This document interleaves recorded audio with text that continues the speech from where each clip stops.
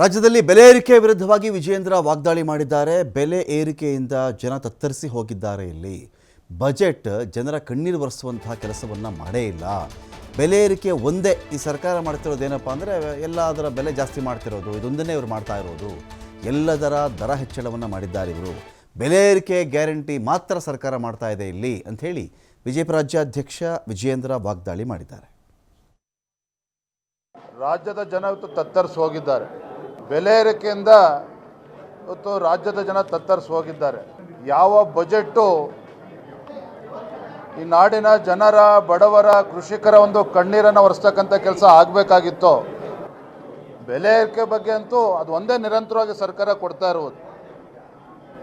ವಿದ್ಯುತ್ ದರ ಜಾಸ್ತಿ ಮಾಡಿದ್ರು, ಸ್ಟ್ಯಾಂಪ್ ಡ್ಯೂಟಿ ಜಾಸ್ತಿ ಮಾಡಿದ್ರು, ನೀರಿನ ದರ ಈಗ ಮತ್ತೆ ಎರಡನೇ ಬಾರಿ ಜಾಸ್ತಿ ಮಾಡೋದಕ್ಕೆ ಹೊರಟಿದ್ದಾರೆ.